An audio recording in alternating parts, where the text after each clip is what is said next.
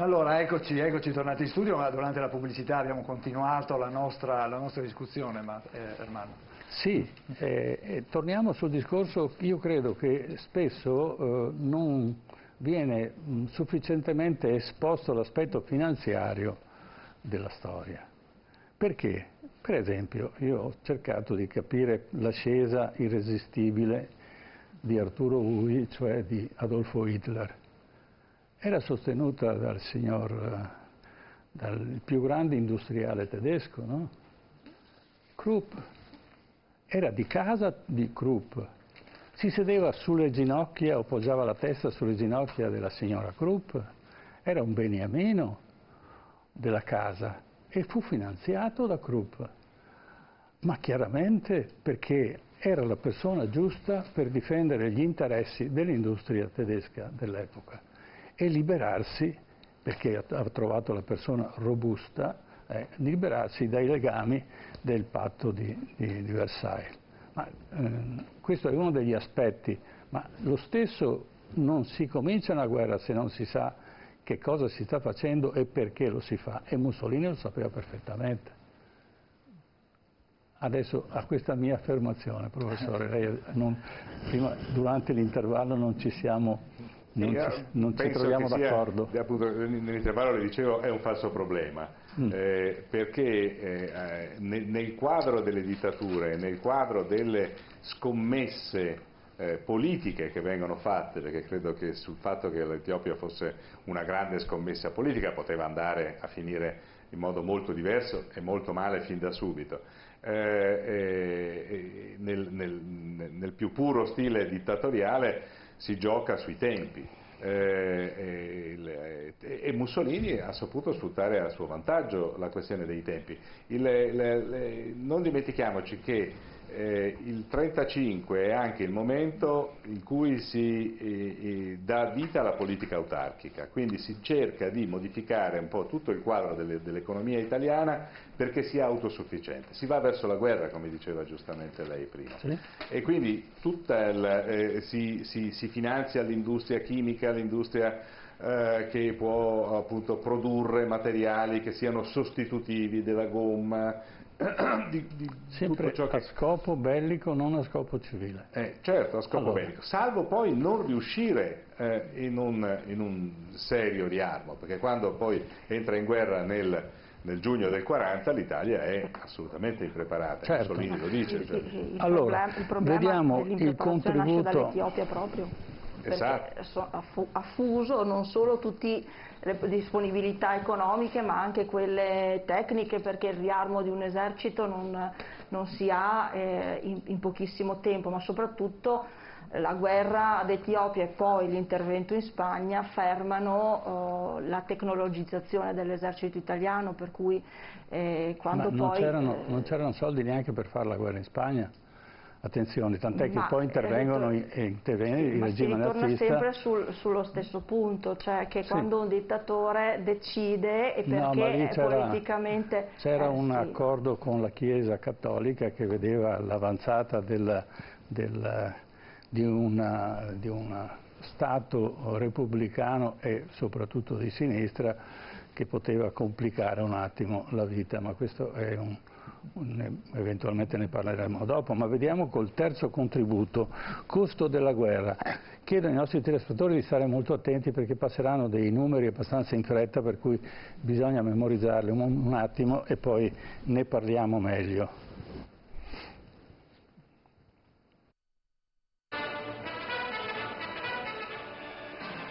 $12.000 serbatoi per acqua, 5 milioni di paia di scarpe, 92 milioni di metri di panno per divise, 15 milioni di scatole di minestra, 17 milioni di scatole di carne.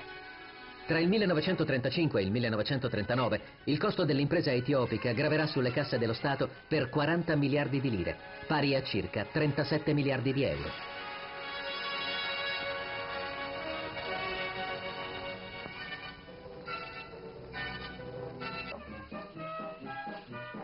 Le spose italiane sono chiamate a contribuire alla guerra con la propria fede nuziale. In cambio ne riceveranno una di ferro. A dare il buon esempio sarà per prima la regina, che donerà la sua fede d'oro. Il regime lo chiamerà il rito della fede. Alla raccolta dell'oro parteciperanno anche diversi prelati che cederanno le loro croci pastorali. Non mancherà neppure il tributo di grandi personalità della cultura, come Benedetto Croce e Luigi Albertini, che doneranno la loro medaglia di senatori del Regno, o come Luigi Pirandello, che si priverà addirittura della medaglia ricevuta per il premio Nobel. La raccolta d'oro sarà cospicua, circa mezzo miliardo di lire dell'epoca.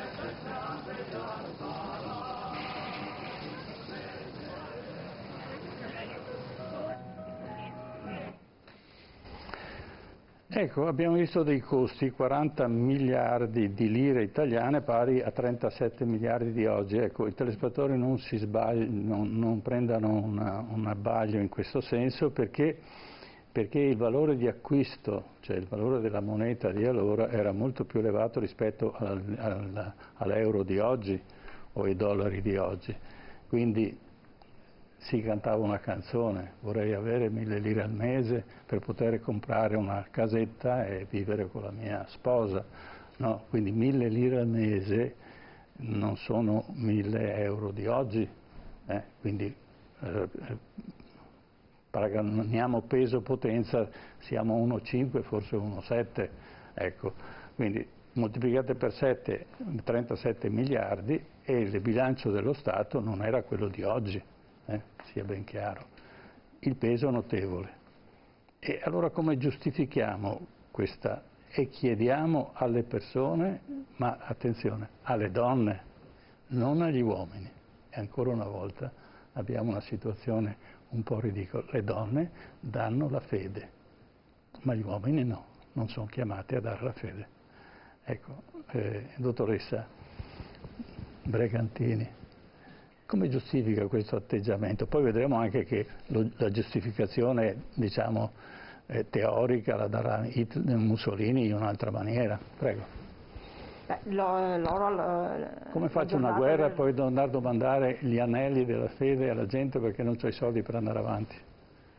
Beh, ma allora, nonostante la raccolta dell'oro sia, come abbiamo visto anche dal servizio, sia cospicua, non è su quella che si può basare il bilancio, è un fattore soprattutto propagandistico, perché assolutamente... Mezzo miliardo ha raccolto fedi vuol dire pochi grammi di oro, ha raccolto mezzo miliardo di lire. Non è quel mezzo miliardo di lire che finanzierà la guerra, ma le file di donne che vanno a dare la fede, la propria fede, è un'opera di consenso che è enorme, assolutamente. No. La maggior parte delle donne, ve lo dico per esperienza, questo succedeva anche dopo la guerra, quindi quando c'era un problema, la fede si portava al Monte di Pietà e si prendevano un po' di soldi per andare avanti e arrivare al fine mese, come si diceva, no? Ecco. Poi si andava a riscattarla, ma naturalmente quello che ti dava la banca era 10 volte meno di quello che valeva, quindi la fede a quell'epoca era una sorta di risparmio. Vedersi togliere la fede e dargli una fede di metallo, di ferro, e qui la fede della patria, direi che è un po' strano. È un po' strano, è un'opera di consenso, è un'accettazione di una situazione, ed è questa la potenza di quello che stanno facendo, se rinunciano. È certo che sì. Perché?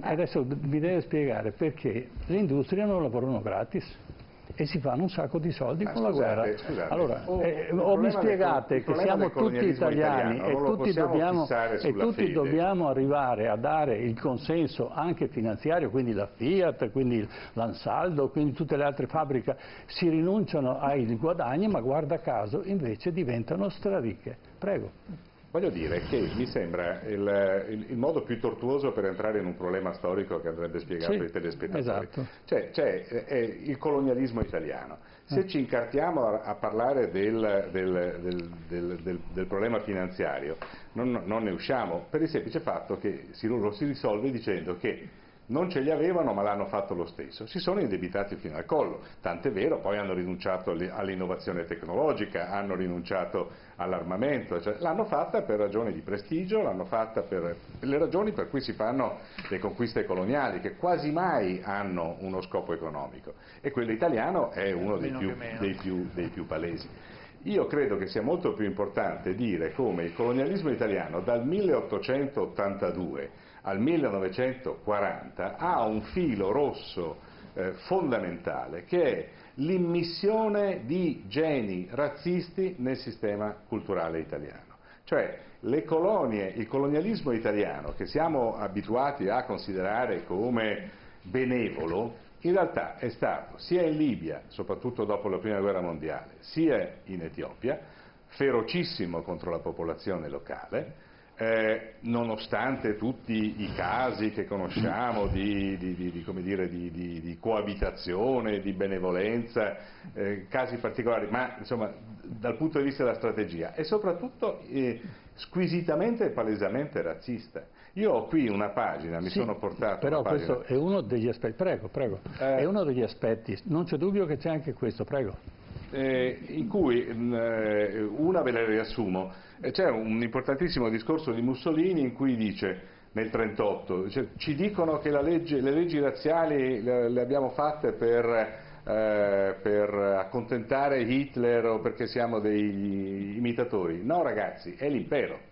Cioè noi la necessità di una politica razziale, che poi nelle colonie si trasforma in una forma rigidissima di apartheid, che poi non venga rispettata e ci sia il solito anarco-conformismo all'italiana, è un altro paio di maniche. Però i principi razziali vengono da lì. E dal diario di Giuseppe Bottai, ministro dell'educazione nazionale, e che va tra l'altro a combattere in Etiopia. Vedere un attimo se ai lo tiene a favore di libro. Sì, certo, chiedo scusa. Eccolo là. Ecco, bene, spero, lo apro, scusate. Bottai è un cinico sostenitore delle leggi razziali, non era particolarmente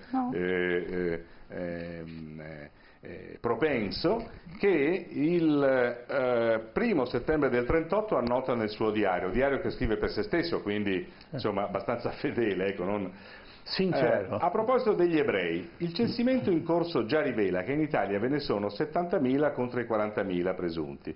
Arriveremo sugli 80.000. Non sono una grossa cifra, ma è maggiore del previsto. Le nostre direttive non sono né persecutorie né distruttive, noi vogliamo che ogni razza viva a sé, ben distinta, appunto l'apartheid. E cita Mussolini, che presenta un provvedimento per l'esclusione degli ebrei dal regno, dalla Libia, dai possedimenti dell'Egeo. Non si parla dell'Etiopia. E cita Mussolini nel 1938, non escludo la possibilità di delimitare una vasta zona dell'impero dove sia consentita a certe condizioni anche economiche l'immigrazione degli ebrei europei, per esempio la Migiurtina, dove si può esercitare l'industria del pesce, della madreperla, dell'incenso, del sale, oppure al di là del Giuba verso il Kenya. Questo darebbe un colore speciale alla nostra politica razzista. Cioè, vi dà anche l'idea di quel delirio, no, avventuristico che i dittatori irrazionalmente esprimono perché si sentono onnipotenti. E poi, scusatemi, posso? Prego. Allora, chiedo scusa. Allora, la questione della matrice economica, dell'importanza dell'elemento economico-finanziario in ogni guerra, io posso anche essere d'accordo con lei in questa questione specifica. Allora raccolgo anche l'invito che faceva Carlo Fumian prima. Vanno in Etiopia sapendo benissimo al 99% che il dispiegamento di forze che utilizzeranno sarà sufficiente a schiacciare qualsiasi tipo di controoffensiva, e ci vanno con questa idea precisa, sanno che vinceranno, e questa è la prima cosa da dire. Secondo, è evidente che poi i soldi in qualche modo li trova, perché qualcuno glieli dà. Prima le accennavo ad alcune nazioni che in qualche modo contribuiscono, anche se danno sia dall'una parte che dall'altra. Il vero problema è che quindi con questa certezza Mussolini, tutt'altro che stupido da questo punto di vista, poi continuiamo a parlare sempre di Mussolini, vediamo anche un po' l'establishment che ha attorno, i diplomatici per esempio, ma non soltanto, che sono piuttosto esperti e quindi sono come dire, molto congrui. Quando ci va con questa idea, con l'idea di in qualche modo muovere anche lo scacchiere internazionale e rilanciare anche il ruolo dell'Italia. Utilizza ovviamente lo strumento migliore che ha in quel momento, cioè l'ipotesi coloniale, ovvero sia salutare sui colli fatali di Roma l'arrivo dell'impero. Quindi è la categoria mentale di impero che lui utilizza, mica una cosa da poco. Il tema, devo essere per forza succinto, quindi mi scuserete, il tema delle donne, come osservava correttamente la dottoressa Bragantini, è fondamentale per l'ottenimento del consenso. Questa è l'unica guerra totale, per come la vedo io, che Mussolini riesce a fare, anche perché, voglio dire, insomma, ne ha tutti i motivi, è l'unica guerra totale prima di imbarcarsi in avventure terribili, come sarà parzialmente la guerra di Spagna, ma sicuramente il secondo conflitto mondiale, e nel frattempo gioca tutte le carte possibili per consolidare l'idea di nazione. Che lo faccia attraverso le donne è fondamentale, naturalmente, no? Perché questa è l'ipotesi che dobbiamo in qualche modo tenere sempre presente, anzi scusatemi, è la certezza, no? Che è quella di muovere le masse, e ce la fa a muoverle, ottenendo il maggior consenso possibile, che in qualche modo lo stesso Croce e Labriola, stiamo parlando di Croce e di Labriola, gli danno in qualche misura. Non parliamo poi del tema dell'antifascismo e di come a livello anche internazionale non si riorganizza o tenta di mettere una ma non ce la fa, e quindi, quindi questa operazione va a tutto favore di Mussolini, è chiaro questo, no? E anche dell'Italia fascista dell'epoca. Prima ponevo la distinzione tra guerra nazionale fascista più nazionale che fascista, perché in realtà il consenso che ottiene è parecchio diffuso. E questo in qualche modo forma anche l'italiano. Il grande successo di Mussolini è stato questo. Sì, in ma sostanza. mi scusi. Passa attraverso scusi, finisco. Prego. Passa soprattutto attraverso anche l'utilizzo, come dire, estremamente intelligente della figura della donna, che in qualche modo rende subalterna. Esattamente. Subalterne le donne etiopi, naturalmente, e anche su questo potremmo aprire un'altra faccenda, ma stiamo mettendo troppi elementi gli uni sugli altri. Quindi a questo punto la questione economica certamente ha un suo valore, ne possiamo parlare, ma non è sostanziale, che era quello che stava dicendo Fumian prima, non è sostanziale. C'è da parlare della politica razziale, c'è da parlare della spinta imperialista, no, che lui fornisce, naturalmente in qualche modo concedendosi a Hitler e poi avventurandosi con lui nella tragedia della seconda guerra mondiale. Ma questo è secondo me il modo migliore per analizzare come possibile, naturalmente, come dire, elementi ne abbiamo molti, la guerra di Etiopia, estremamente interessante in quel contesto, forse certo, più interessante di molti altri conflitti da questo punto di vista. Allora, teniamo presente che le donne partecipano, se la cifra è quella che abbiamo detto, circa con l'11% dell'investimento bellico. Poi abbiamo un altro fattore, che Mussolini, e da qui il non intervento dell'Inghilterra della guerra, perché poteva fermare benissimo le navi a Suez, è che Mussolini vende i pozzi petroliferi in Iraq all'Inghilterra, cede, perché ha bisogno di denaro. E allora, questo è un altro fattore. Poi ce ne sono molti altri, ma naturalmente questo sarebbe una bella tesi di laurea sulla storia, sull'aspetto finanziario e le fonti di questo denaro. Ma ripeto una cosa, che questo... L'ho data la tesi. Sì, la data, va bene. Allora, poi, perché l'industria bellica non rinuncia ai propri guadagni, perché anche loro sono dei patrioti. Allora io non ci credo.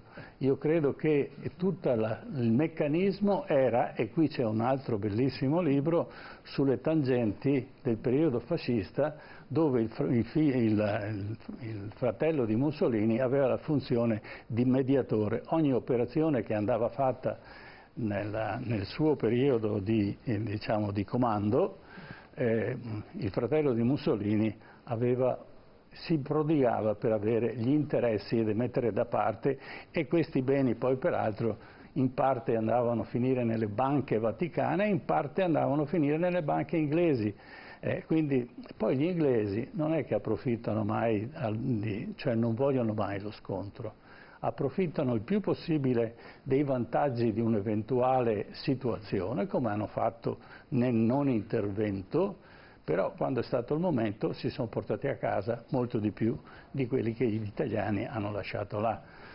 Ecco, credo che andrebbe ulteriormente, ma non solo la storia di questo periodo, ma tutta la storia d'Italia e anche la storia di altri paesi, come nacque il bolscevismo in Russia su finanziamento di Krupp, che è il finanziatore del comunismo, del bolscevismo ed è il finanziatore del nazismo. Poi finanzieranno il nazismo anche Ford dagli Stati Uniti, l'IBM finanzierà a modo suo l'ascesa di Hitler, ma credo che l'aspetto finanziario spesso non è solo motivato da pulsioni di comando, perché le pulsioni di comando sicuramente Mussolini sapeva utilizzarle e insegnerà al suo allievo che è Hitler, perché lui è un po' più avanti, poi Hitler supera il maestro. Quindi se possiamo andare al prossimo andiamo avanti, che abbiamo tanti contributi da proporvi. L'Italia ammassa truppe a nord, in Eritrea, e a sud, in Somalia.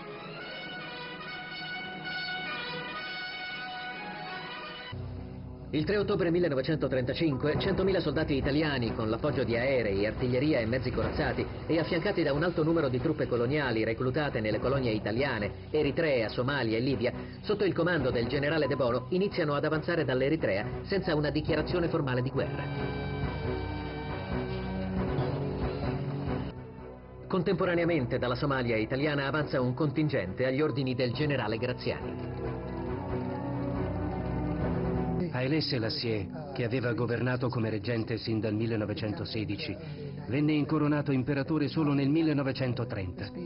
Avviò immediatamente una politica di riforme con lo scopo di modernizzare lo Stato.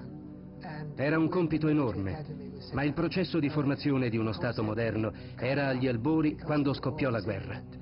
C'era tantissimo da fare, ma tutto fu bloccato dal conflitto imminente. Persino l'Accademia Militare venne ridimensionata. L'imperatore Haile Selassie mobilita 300.000 uomini, muniti in gran parte di armi primitive. Contro un esercito dotato di mezzi moderni, sono destinati a soccombere.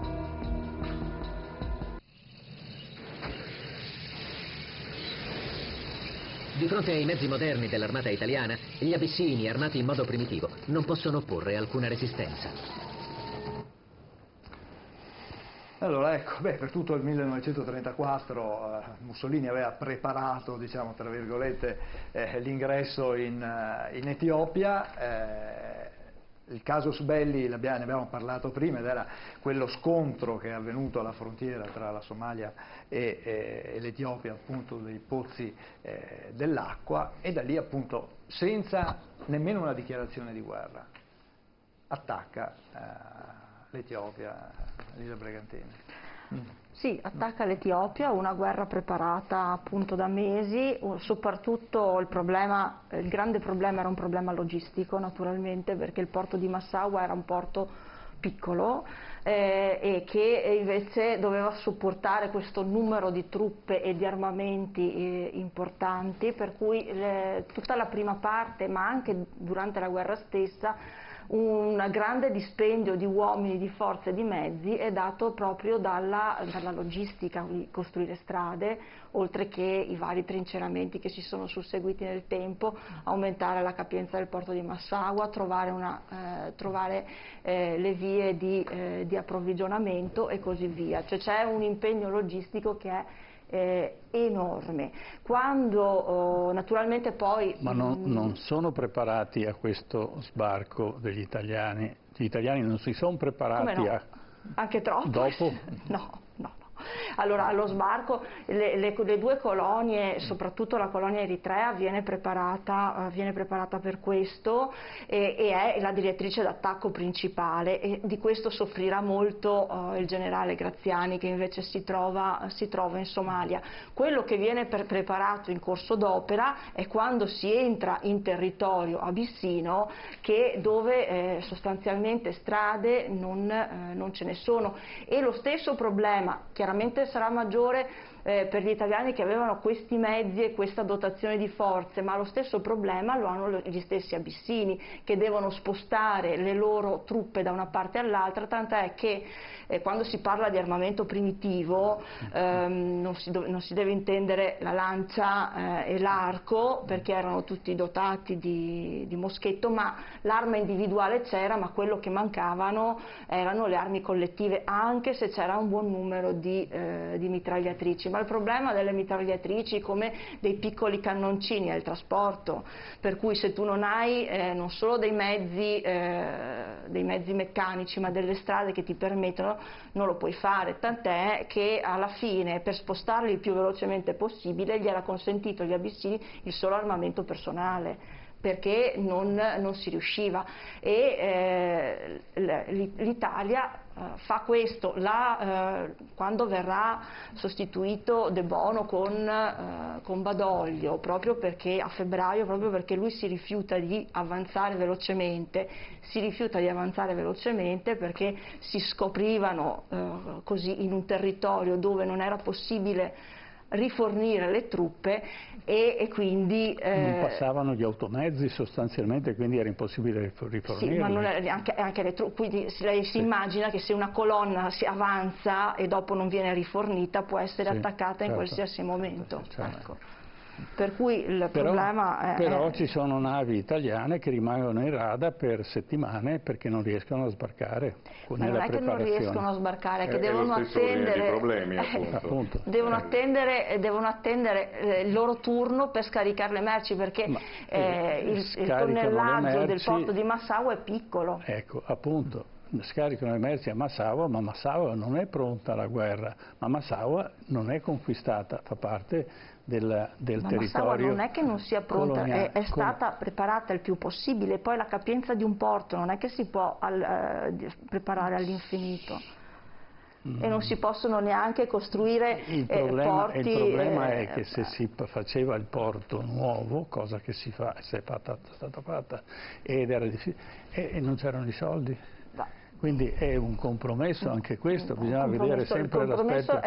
Io insisto sull'aspetto finanziario. E semmai nel tempo non hai soldi. Siccome si è parlato del coinvolgimento degli italiani, e questo era il meccanismo di giustificazione del conflitto, il conflitto era fallimentare, ma la giustificazione era coinvolgiamo, responsabilizziamo tutti, così abbiamo la massima adesione e abbiamo il prossimo contributo dove ci racconta appunto come Mussolini fu abile in questo senso, cioè fece dei plebisciti orali, dei plebisciti alla radio, e utilizzò la nuova tecnologia che era appunto la radio e il cinema. Prego.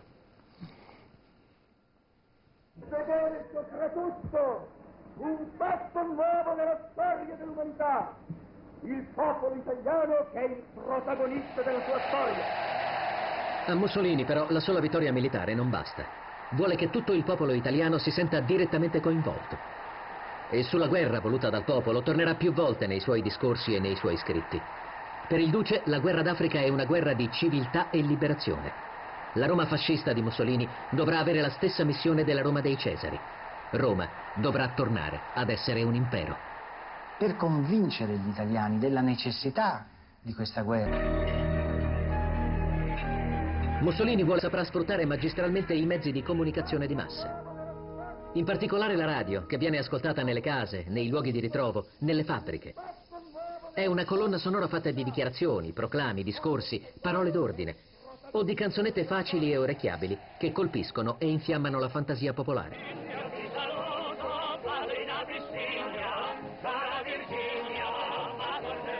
E accanto alla radio, a fare da cassa di risonanza alla politica del regime, saranno i documentari e i cinegiornali dell'Istituto Luce, fondato nel 1925. Celebrato nell'urbe con la 10ª leva fascista presenziata dal Duce.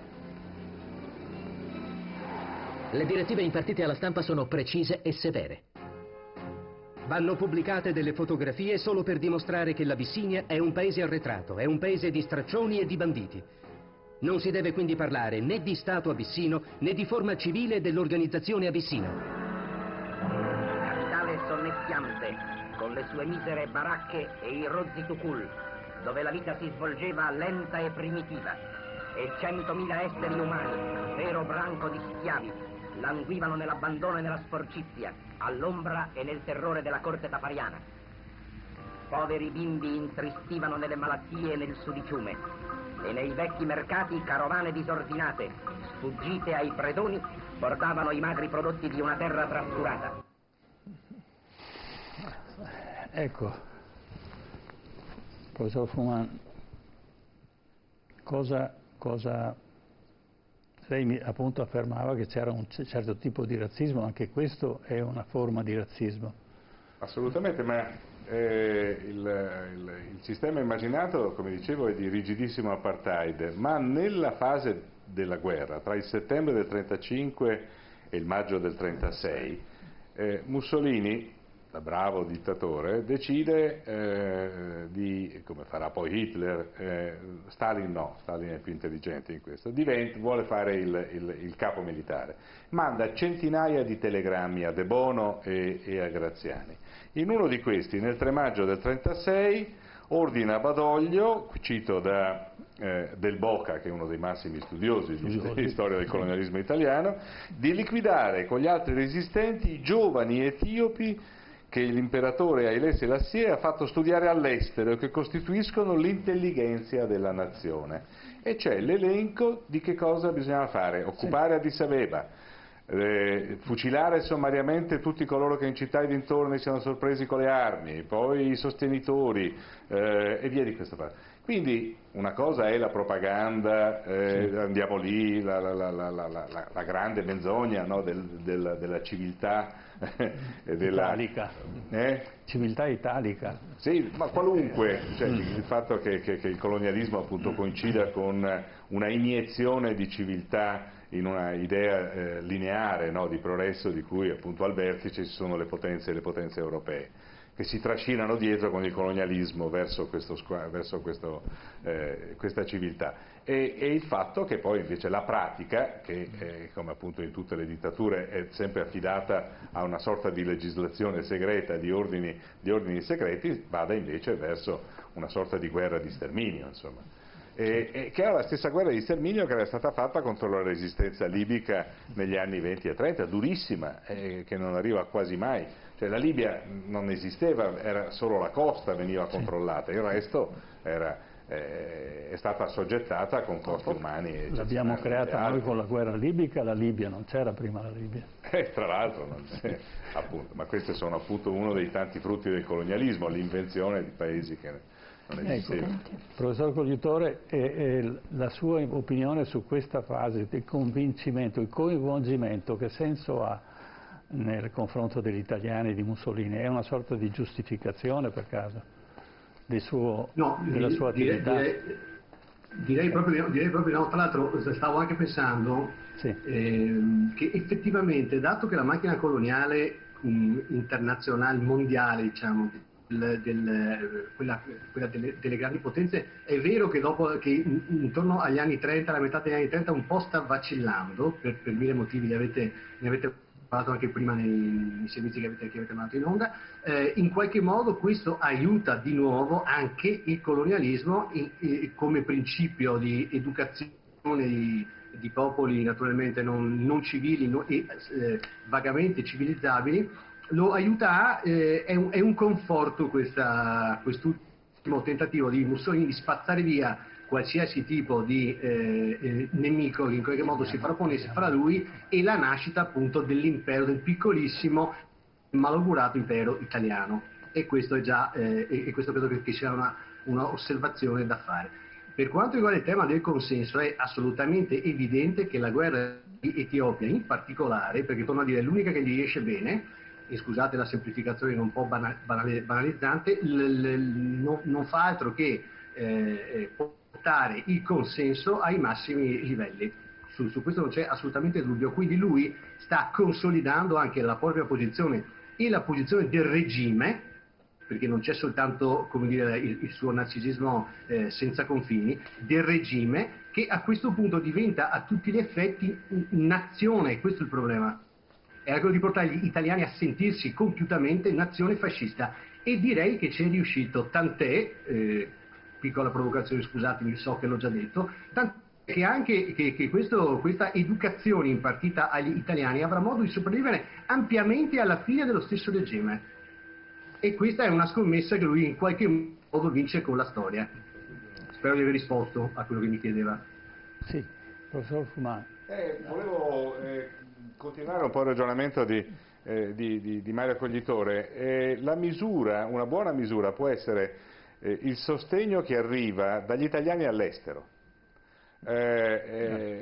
Questo perché è significativo? Perché il consenso in un paese sottoposto a dittatura non si sa come misurarlo, non si sa che cosa pensavano tutti quelli che erano obbligati ad andare in piazza in divisa, mentre invece le comunità italiane all'estero sono ovviamente più libere, penso a quelle americane, sono diciamo, il modello standard, che avevano avuto un precedente da questo punto di vista con la conquista di Fiume. Lì l'idea di italianità e di nazione italiana comincia a prendere peso e consistenza tra le comunità italiane in America. I giornali italo-americani parlano a sostegno, ce n'è solo uno che dice no, guardate, è un'avventuraccia, lasciamo perdere, e lì incominciano gli italiani a non sentirsi emigrati siciliani, calabresi, piemontesi, bensì in qualche modo italiani. Questo si rafforza molto negli anni. Emergevano nella società americana che li aveva rifiutati. Come? Emergevano nella società americana che li aveva rifiutati. Sì, che li aveva, tant'è vero che poi dopo negli anni 20 vengono poste subito le quote, per cui da qualunque paese dell'Europa meridionale non si poteva più entrare negli Stati Uniti, salvo eccezioni molto rare. Invece un protestante svedese poteva ancora entrare tranquillamente. Sì. E quindi lì abbiamo la manifestazione di un consenso forte, di un sostegno forte di comunità italiane all'estero che possono esprimersi e che effettivamente sostengono lo sforzo italiano. Certo, ma non solo a parole, ma anche con denaro dagli Stati Uniti. Sì, anche quindi questa guerra ha avuto un apporto di denaro anche dai migranti Stati Uniti, tant'è che lui diceva voglio che tornate in Italia, tornate perché abbiamo pronta l'Eritrea, adesso lo dico a modo mio, Mussolini era molto più bravo, che abbiamo per gli immigranti che si erano trovati male nelle migrazioni in Sud America o Australia e altri posti, quindi lui pensava di convogliarli nella ripopolazione di una nazione, di un impero che aveva appena conquistato, perché ricordiamo che l'Etiopia è un impero, per cui poi per assonanza anche l'Italia diventerà un impero. Certo, abbiamo un telespettatore che vuole intervenire, il signor Gastone. Buonasera signor Gastone, lei chiama da dove? Io vi ringrazio per avermi chiamato. Prego. Io vi rispondo da Montegrotto Terme. Prego signor Gastone. Mi date una grandissima soddisfazione perché mi fate ringiovanire di 85 anni. Voi vi mettete a ridere, ma io ho vissuto in prima persona tutto quello che avete detto. Vorrei anche puntualizzare determinate cose. Prego. In effetti, purtroppo, perdiamo la memoria. Non parliamo dei giovani che non conoscono assolutamente questo tipo di storia. Non la conoscono.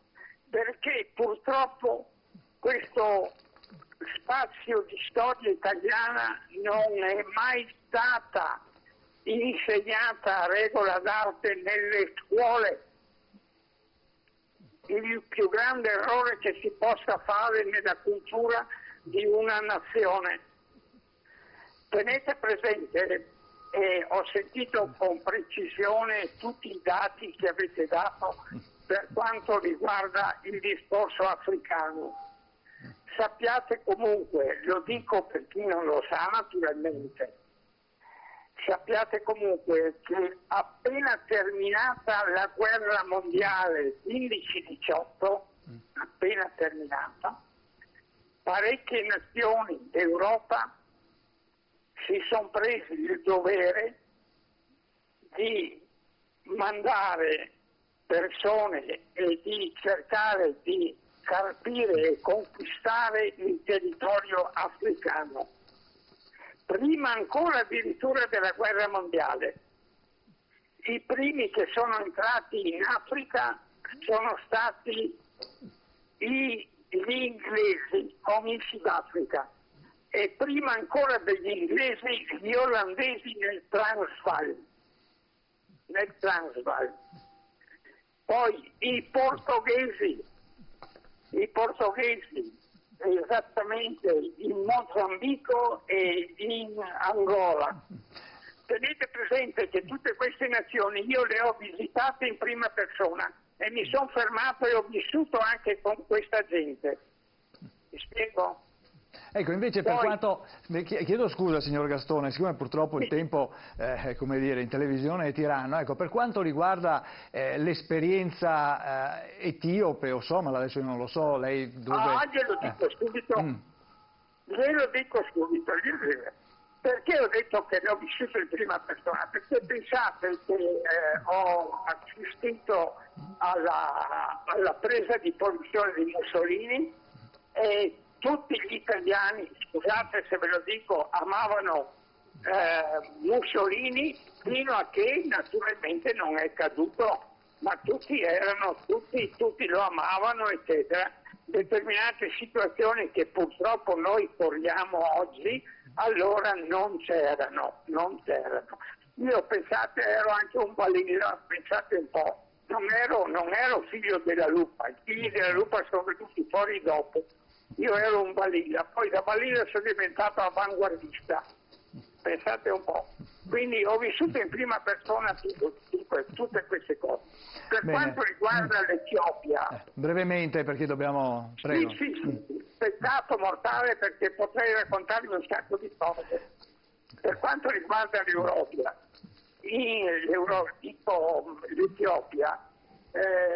sappiate che noi l'abbiamo conquistata in maniera anomala, nel senso che hanno buttato giù Haile Selassie, che doveva essere, mi sembra, il re dell'Etiopia. Poi Mussolini ha mandato una spedizione militare, ha conquistato l'Etiopia e chi comandava tutta la zona allora era il generale Graziani, il quale, detto fra noi, si è anche macchiato di cose poco simpatiche, fra le quali quelle di mandare degli editti con ordini di fucilazioni di persone che non la pensavano come loro. Certo, però non è mai stato tremendo, oppure Lazzarone, scusate se le dico, come il re del Belgio, con il Congo belga. Pensate che questo re aveva dato ordine alle autorità belghe in Congo belga di dare delle somme di premio a chi portava le mani dei congolesi tagliate. Quando consegnavano la mano di un congolese tagliato, naturalmente gli davano anche il denaro. Quindi noi non siamo arrivati al massimo come questo, per me, un delinquente. Ecco. Certo, signor Gastone. Mi dispiace perché potrei raccontarvi un sacco di cose. L'abbiamo capito, grazie. Però la ringraziamo per la sua testimonianza, assolutamente importantissima, perché appunto la presenza italiana è... Attenzione, la perdita della memoria della nostra storia è dovuta anche alla guerra fredda. perché sono intervenuti dei fattori che non volevano lo scontro subito dopo la guerra e quindi si è trascurato.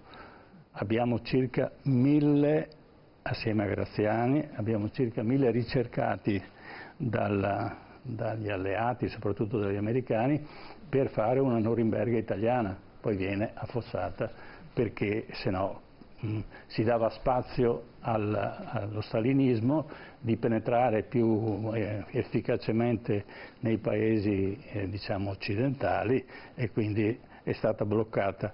Questa è per dare spazio che non si vuole dimenticare, ma fu costretta di creare questa mancanza di memoria. Il Congo belga, il re Leopoldo si faceva tagliare la mano destra a tutti i maschi perché non potessero impugnare un'arma. Ecco, non è che li uccidesse, erano monchi, restavano monchi e quindi questo era uno dei tanti aspetti, ma gli inglesi non ne ha fatti di meno, non è che stiamo dicendo che noi siamo fuori tempo. Queste cose si facevano alla fine dell'Ottocento, era accettabile perché la comunicazione era diversa. Quando lo fa Mussolini nel 1935 è troppo tardi, perché tutti c'è la Società delle Nazioni e attraverso la Società delle Nazioni Inghilterra e Francia ci giocano sopra, sulla schiena per cui concedono all'Italia di fare questa cosa, ma poi la tengono ricattata. E in questo senso andiamo sul prossimo contributo. Il 19 febbraio 1937 Rodolfo Graziani, subentrato a Badoglio, è oggetto di un attentato da parte di alcuni indipendentisti. Muoiono 7 alti ufficiali, mentre Graziani rimane gravemente ferito.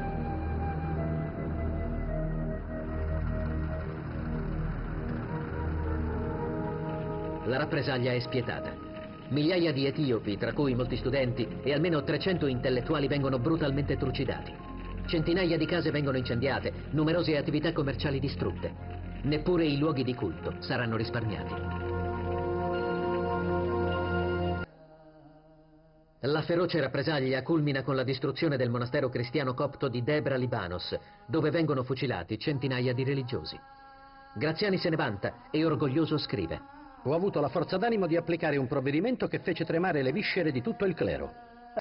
Persino i collaborazionisti e i capi che si erano sottomessi all'occupante rimasero scossi da questa azione.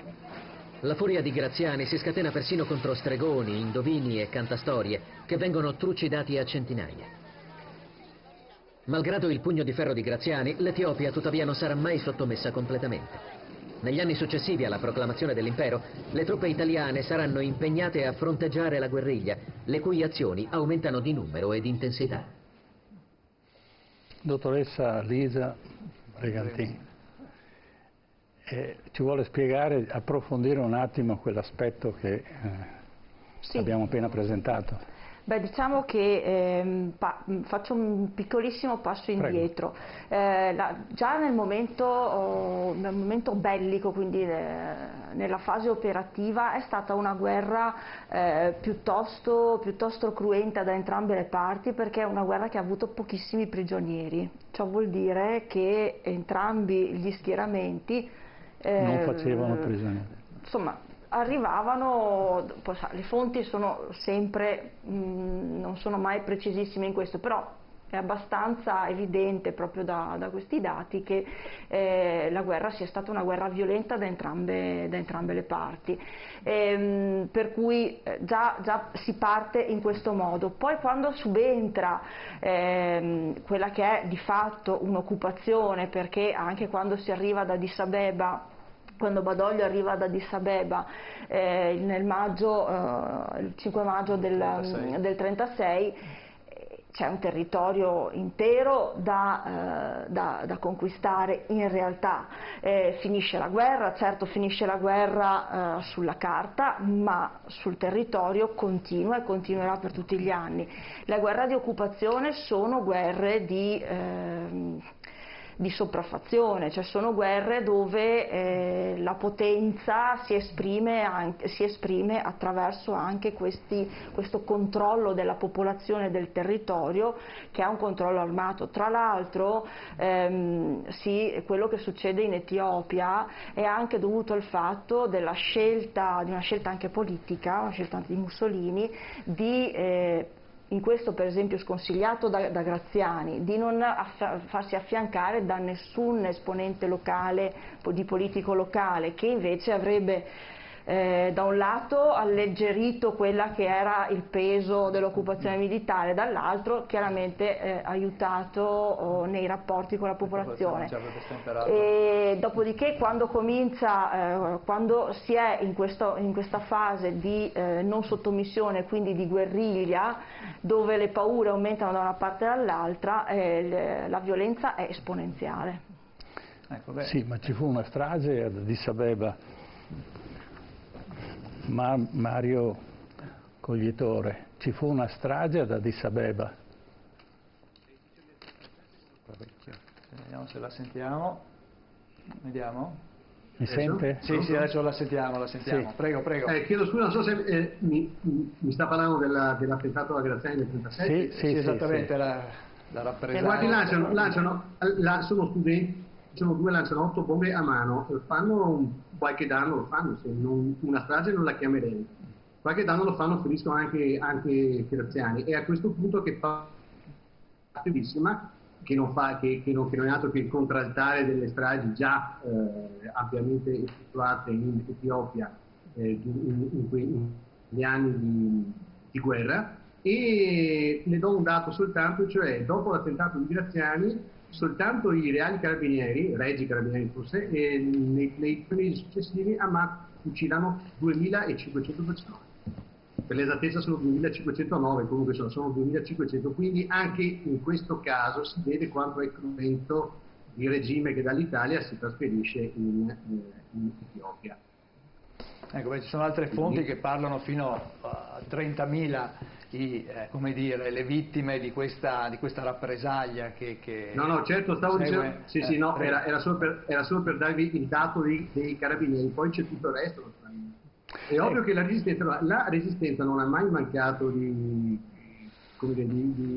far sentire la sua presenza, e ci saranno 4 anni dopo i 36 altrettanto violenti fino al 1940 in cui ci saranno fatti gravissimi di repressione, e naturalmente, visto che ci siamo, introduciamo anche l'argomento dei gas anidrite. Sì, certo, perché vengono utilizzati i gas. Vengono utilizzati prima sicuramente durante il conflitto, chiamiamolo così, e poi certamente anche dopo, ovunque sia possibile reprimere la resistenza, che pure è bella tosta, insomma, in Etiopia, in quel quadriennio.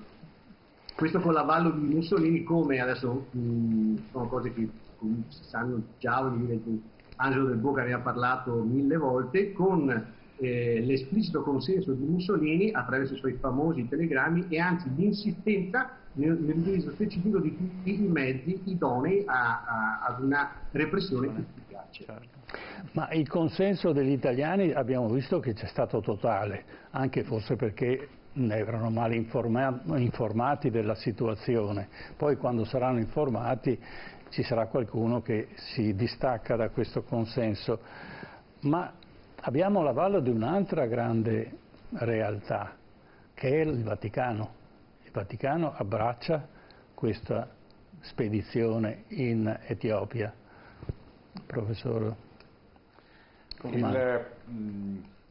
L'atteggiamento dei cattolici e anche non sono esattamente la stessa cosa, ovviamente, cattolici e papato.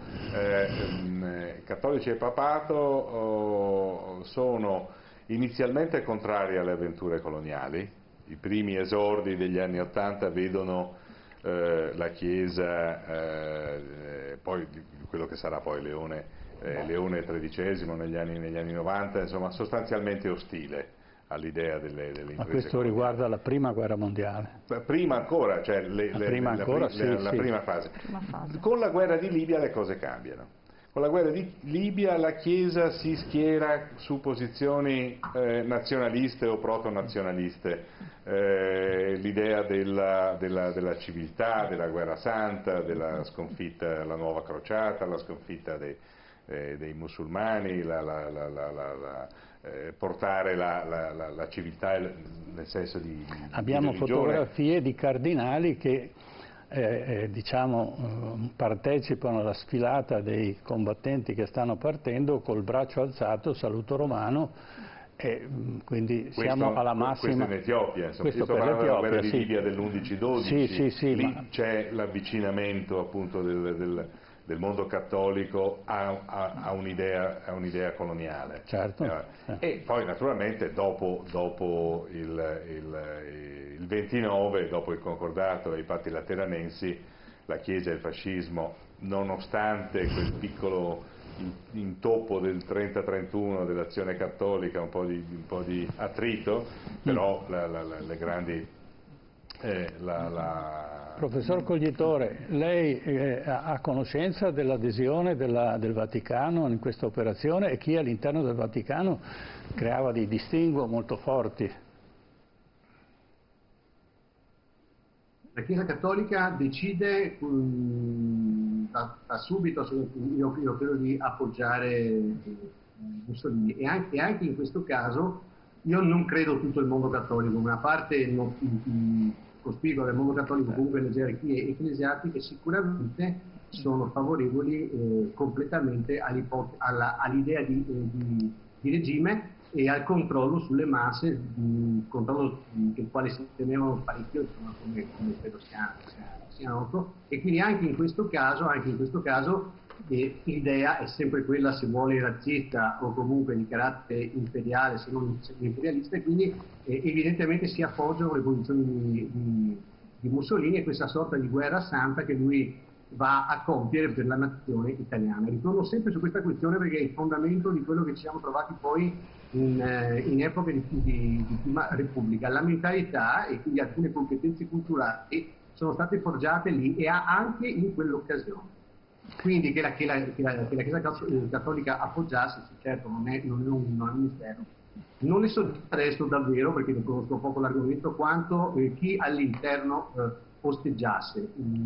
A osteggiarla chiaramente, difatti Mussolini dice ma il vostro Papa non vi vuole bene, è proprio Pio XI che dice questa sarà l'inizio della seconda guerra mondiale. E quando i cardinali dicono andiamo a portare la fede e la cristianità in Eritrea, lui sottolinea non portiamo nulla perché sono già cristiani e cristiani di vecchia data, quindi sono una radice cristiana antica, che sono i cristiani copti. Però quando c'è l'attentato a Graziani abbiamo decine di migliaia o qualche migliaio di soldati, di sacerdoti copti, cristiani copti, che vengono ammazzati. Allora, l'ultimo dato che ho avuto da persone che hanno un'attività di missione in Addis Abeba, hanno scavato recentemente, quindi qualche anno fa, più di qualche anno fa, hanno ricercato le fosse comuni. E parliamo di persone vestite quindi risaliamo alla provenienza e all'appartenenza, vestite da sacerdoti. E parliamo di oltre 10.000 fosse comuni. E parliamo di testimoni che lì ci lavorano e hanno delle missioni mediche molto importanti. E parliamo di 30.000 invece tra civili e tutti gli altri, quelli che si trovavano. Viene desertificata Addis Abeba e anche tutto il resto dove era possibile, perché si voleva sostituire, questa è una tecnica tipicamente italiana ma anche di altre nazioni, sostituire una presenza di persone autoctone con invece una invasione dall'esterno. Gli Stati Uniti sono nati attraverso questo meccanismo, diciamo che i nativi americani non ci sono quasi più, però ci siamo arrivati noi, italiani, francesi, inglesi e tutto il resto, tedeschi, eccetera. Quindi questo era il meccanismo: importiamo la nostra razza e poi naturalmente questa sfrutterà la manodopera dei nativi, e questi peraltro la prima cosa che fanno è la desertificazione delle scuole in Eritrea. C'erano scuole, non sono primitivi come abbiamo visto nel documentario, c'erano scuole e Mussolini fa abbattere tutte le scuole. Prego. Sì, diciamo che quello che vanno a colpire appunto è l'intelligenza, è lì che serve fare, diciamo, un azzeramento, perché è quella che si va a sostituire. Ma decapitano le generazioni future. È quello che succede adesso col Covid, non abbiamo più bambini a scuola. È lì che si va, è lì che una potenza entrante va ad operare sulle teste, che quelle saranno sostituite. Certo. Ecco perché i copti, benché siano cristiani. L'altra cosa che mi premeva un attimo sottolineare, perché abbiamo parlato tutta la sera di guerra nazionale, e mi voglio riagganciare anche alla vicinanza della Chiesa Cattolica. Perché si parla di guerra nazionale? Perché è l'unica guerra coloniale che è combattuta con una maggioranza di truppe nazionali. I soldati italiani sono andati a combattere in Etiopia, cosa che non è mai successa. Normalmente le guerre coloniali sono più piccole e vengono combattute per la maggior parte con truppe locali. Okay? Quindi una volta ce n'erano 100.000 che venivano dalla Libia, ma la maggioranza è l'esercito italiano, certo, che va, e l'esercito italiano va con la sua assistenza spirituale. Quindi nel momento in cui i soldati italiani partono per la guerra, partono anche con tutta quella che è la loro assistenza spirituale, quindi cappellani per quanto riguarda i cattolici e tutte le altre, perché l'esercito italiano... Per quel che riguarda l'esercito, ma Mussolini assicura le missioni. Certamente. Perché le missioni hanno una funzione per Mussolini politica, in quanto se attraggo diciamo, religiosamente verso una aggregazione diversa rispetto a quelle... Questo senza dubbio, ma quando partono i soldati e ci sono le madri, torniamo ancora, o comunque la folla che li accompagna, sono i soldati italiani che all'epoca erano praticamente quasi tutti cattolici, con i loro parroci e la loro assistenza spirituale, e parliamo anche di, come dire, una fede e un attaccamento anche molto popolare. La Chiesa da questo punto di vista non si può tirare indietro, perché deve dare l'assistenza spirituale. Poi dopo c'è tutto il resto. Non c'è dubbio, si fa di necessità virtù, però il Papa ha detto no a questa guerra. Poi naturalmente se mando i soldati mando anche i cappellani e tutta l'organizzazione, mando anche i medici, perché è normale che sia così, è giusto che sia così, però la decisione siamo tra un capo della Chiesa e un capo dello Stato italiano, e non la pensano alla stessa maniera, questo è il punto, e quindi ma non ne tiene assolutamente in considerazione anche Mussolini, manda a dire questo Papa non vi vuole mica bene. Sono una sostenitrice della laicità dello Stato, e per quanto possa non piacermi Mussolini, preferisco sempre che un capo di Stato agisca indipendentemente da un capo religioso. Questa è la mia opinione personale. No, io non sto dicendo che uno vale più dell'altro. No. Abbiamo due posizioni che sono totalmente diverse, ma anche dentro la Chiesa abbiamo posizioni degli altri prelati che sono pro la guerra e invece del Papa, quindi il sommo pontefice, non ha quell'influenza che dovrebbe avere nelle sue decisioni. Non può avere influenza sulle decisioni politiche. La figura di Pio XI è estremamente significativa, proprio anche in ragione della sua anche ostilità al nazismo che appunto si stava per manifestare con l'enciclica che lei ha citato.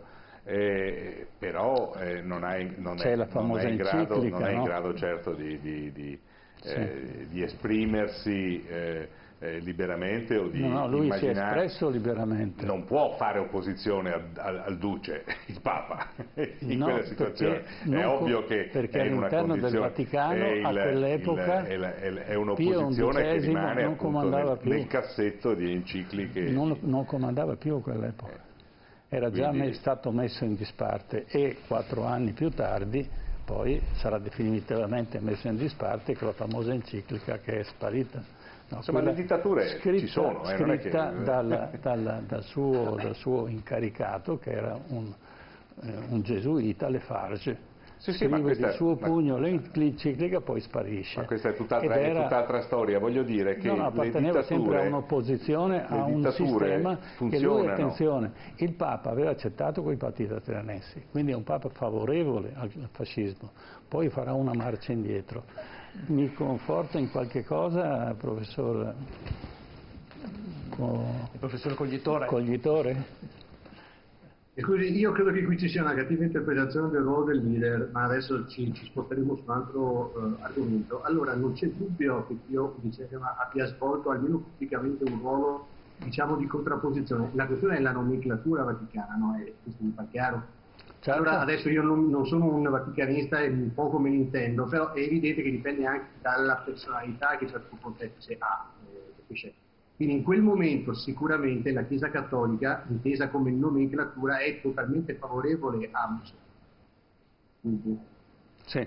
Non soltanto per la firma dei patti lateranensi, ma per una sorta di avvicinamento, no? Di abbinamento, non so come dire, apparentamento culturale che in qualche modo, voglio dire, garantisce a Mussolini una presenza congrua e gradita nel panorama italiano dell'epoca, sicuramente, e anche internazionale forse. Questo naturalmente è il mio modestissimo punto di vista. Quindi ben più del Papa contano altre nomenclature che stanno dietro, questo si è visto anche nei 50, 60, 70 anni successivi. Insomma, farei un'eccezione per Wojtyla, ma la persona e la personalità erano di altra caratura e l'origine e la provenienza era diversa, si muoveva in altro modo, era anche stato accettato a livello internazionale in altro modo. Ma adesso veramente sto sbordando, mi rendo conto. In quel momento lì comunque il Mussolini a questo punto fa filotto, perché non c'è nessuno che in realtà sia concretamente opposito o che in quel momento sortisca un qualche effetto, capisce? Neanche tra gli antifascisti. Bene, grazie professore. Allora noi andiamo avanti perché abbiamo ancora qualche contributo da proporre. Allora vediamo quello successivo, che è il numero 7. Alla fine del 1937 si ilura Graziani e lo sostituisce con un esponente di Casa Savoia, Amedeo d'Aosta. Con questo atto Mussolini pensa di dare alla guerra un carattere non solo fascista, ma anche nazionale.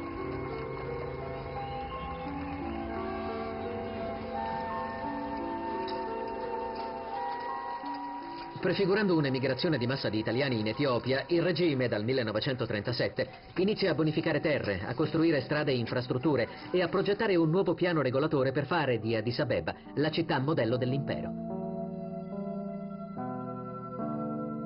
Non mancano neppure alcune iniziative in campo sanitario e di assistenza alla popolazione locale. Tutto questo però si realizza in minima parte. La ricerca di un posto al sole. Il fascismo sperava di poter portare milioni di coloni italiani in Etiopia, ma tutte queste erano parole, perché in realtà mai più di alcune decine di migliaia di italiani si mossero verso l'Etiopia. Non ci fu il tempo per sfruttare le risorse del sottosuolo etiopico, tempo per la guerra d'Etiopia, una cifra immensa che creò un baratro nelle risorse finanziarie italiane. I venti di guerra che soffiano in Europa fanno passare in secondo piano l'avventura coloniale.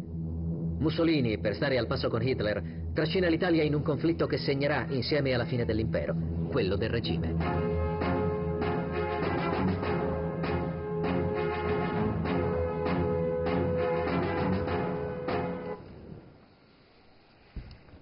Bene, allora, ecco qua, allora insomma, l'evoluzione di questa situazione ovviamente ci avvicina poi alla seconda guerra mondiale, si diceva ancora in apertura, no?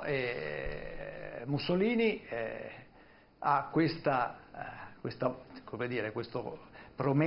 aveva promesso questa ricostruzione, l'intenzione poi di portare milioni addirittura di italiani in Etiopia, e poi, come abbiamo sentito, rimarranno solo delle parole.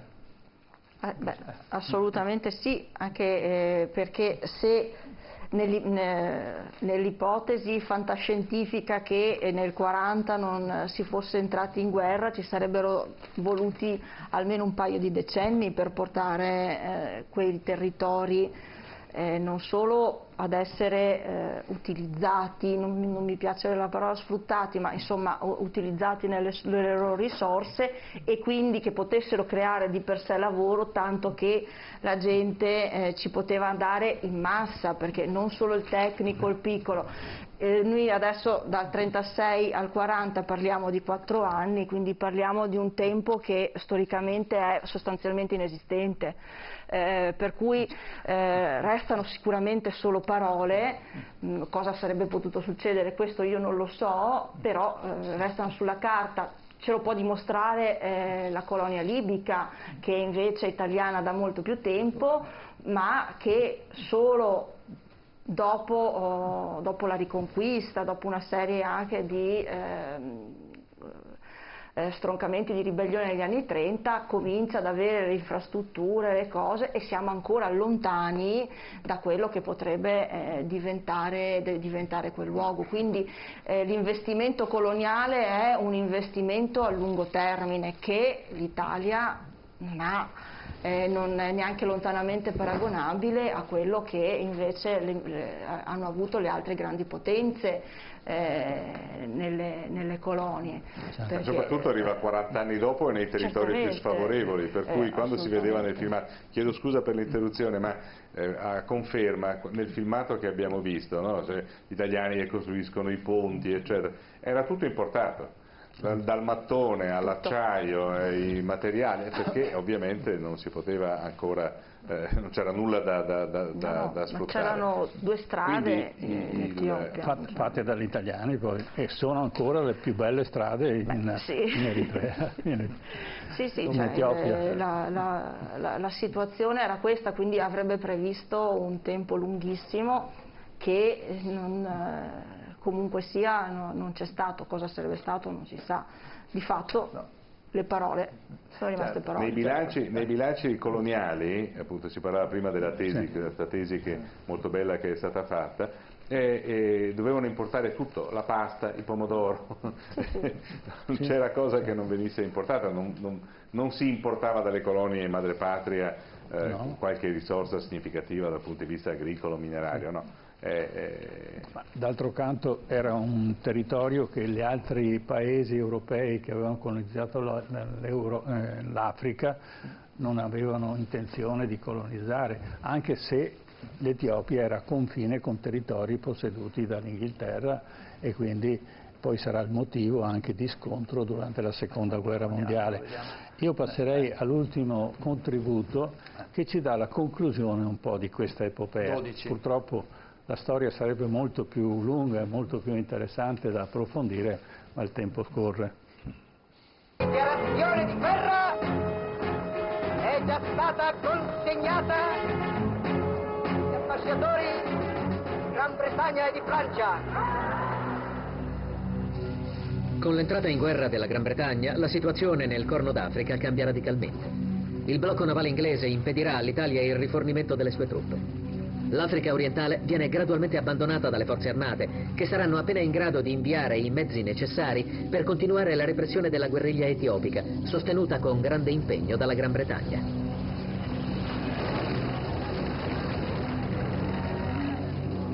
Gli inglesi lanciano un'offensiva su grande scala, partendo a sud dal Kenya e a nord dal Sudan, travolgendo le truppe italiane.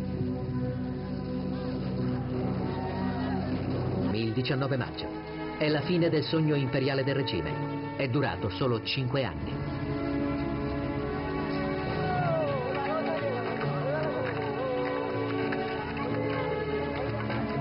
Il 5 maggio del 1941 Haïlé Sélassié viene rimesso sul trono. La seconda guerra mondiale farà il resto.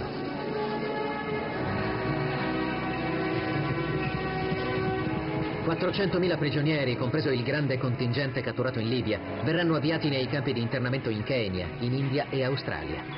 Gli ascari cercheranno di rientrare nei loro villaggi. Considerati traditori, saranno fucilati dagli etiopi.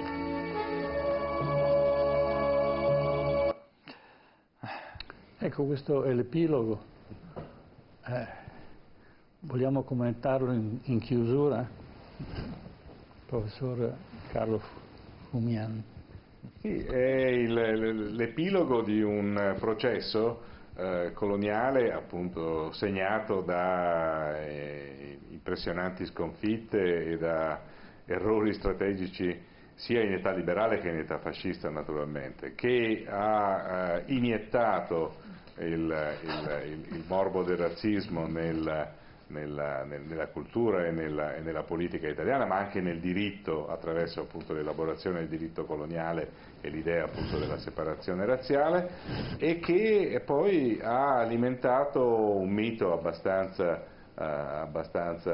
perverso, diciamo così, che era quello appunto degli italiani buona gente, sì, e brava gente, e c'è anche un epilogo che andrebbe indagato, cioè il prolungamento nel secondo dopoguerra, no, di una presenza italiana in Somalia fino agli anni 60, che andrebbe un po' studiata. Lì c'è il passaggio, il momento cruciale. È interessante vedere le reazioni quando c'è il trattato di pace nel 1947, tutti protestano per la perdita delle colonie, e questa è una cosa abbastanza interessante, insomma. Cioè, era rimasta un'idea appunto che la presenza italiana in Africa fosse in qualche modo legittima, benevola, positiva, eccetera. Quindi ci penserà poi Gheddafi a restituirci i coloni. Ma perché vede, la decolonizzazione è già alle porte, come si è visto con Gandhi, già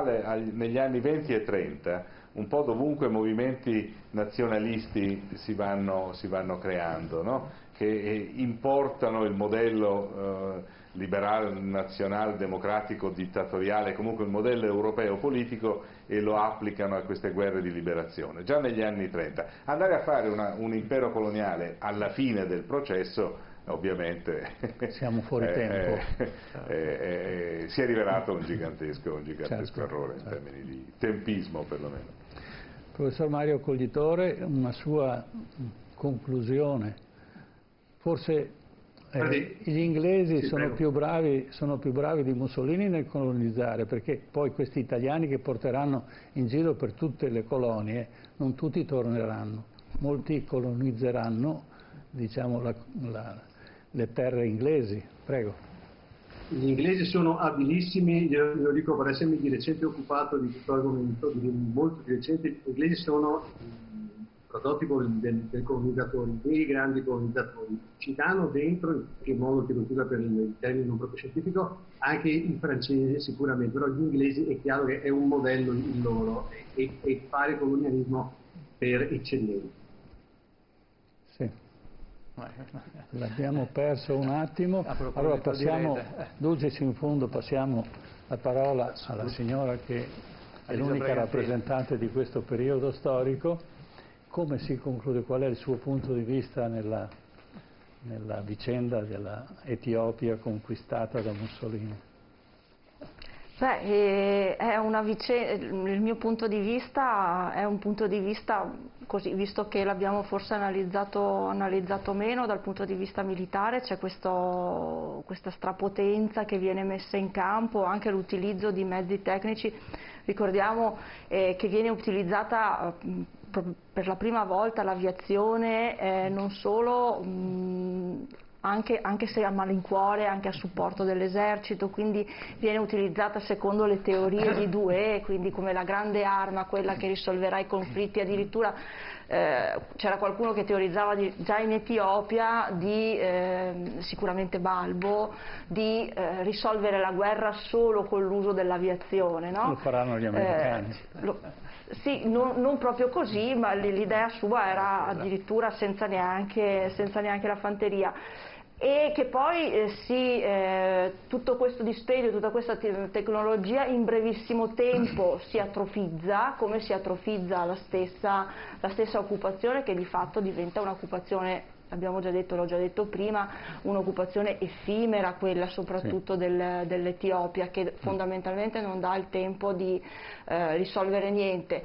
Che poi invece le spinte nazionali, come si ricorda sino dall'inizio, ricordo che nascono anche in conseguenza del grande utilizzo che comunque gli allora imperi coloniali hanno fatto dei soldati delle colonie durante la Grande Guerra, quindi il riconoscimento e la volontà di diventare indipendenti anche in virtù del sacrificio svolto, che si arriva alla Seconda Guerra Mondiale, che non mette fine alla colonizzazione, perché vediamo soprattutto anche per quanto riguarda la Francia, e abbiamo tutt'oggi l'Inghilterra, che è un impero che ha una sua evoluzione, ma sicuramente non è l'impero di allora, ma vista magari con occhi diversi e con occhi moderni potremmo anche persino definirlo quasi anacronistico. Anche sì, quello. Ma gli inglesi non amano mai vantarsi, mai, perché sanno perfettamente che quando uno si vanta poi il suo vanto gli va contro, e quindi stanno sempre, diciamo, sommersi. Fanno, come hanno fatto il famoso Lawrence d'Arabia, che non era nessuno, però hanno inventato questo personaggio che era alla fine che ha distrutto l'impero ottomano, ma in realtà c'erano ben altre situazioni che servivano. Ecco, tornerei al professor Mario Conditore, perché è saltata la linea, e se lei può concludere rapidamente così. No, ce lo volete, ma basta che mi sentiate, se no provo senza cuffie. La sentiamo. Sì. Benissimo, grazie. No, sarò veramente breve, e solo per dire, fine del grande sogno, tutto sommato un, se vogliamo, piccolo dittatore, però estremamente pericoloso. Questo è quello che mi sento di dire in molte altre cose ci sarebbero da dire. Allora, l'ultima che dico è fine di un'ideologia, tutto sommato, però, se posso fare questa piccola provocazione, non fine di una cultura che si trasferisce negli anni successivi. Certo, ma peraltro poi alla fine della guerra ci fu lasciato questo territorio dagli alleati sotto forma di una sorta di protettorato, quindi noi siamo responsabili in parte, anche se ormai i tempi sono cambiati, delle vicende di quella zona, Somalia, Eritrea, Libia, direi eccetera. Che tutta l'Europa è responsabile di quello che succede ancora oggi. Forse noi non abbiamo proseguito in una politica... Certamente sì, certamente. Prego professore. No, vi dico, concordavo con la dottoressa, perché certamente sì, tutta l'Europa è molto responsabile, di sicuro. Anche la cosiddetta o pretesa decolonizzazione in realtà porta degli effetti tragici e pesanti di cui ancora abbiamo contezza, insomma, in questo momento, solo a guardare lo scenario internazionale. Si fa sentire ancora oggi. Certo. Bene, ci fermiamo qui, sì, siamo andati ampiamente oltre il tempo che avevamo previsto. Grazie alla dottoressa Liza Brigantin per essere stata qua con noi, grazie al professor Carlo Fumian per la disponibilità e grazie anche al professor Mario Coglitore per essere stato con noi. Allora, i nostri telespettatori, un breve break pubblicitario, poi torniamo e parleremo dei vaccini, del Covid, dei tamponi istantanei, ne parliamo tra poco dopo il break.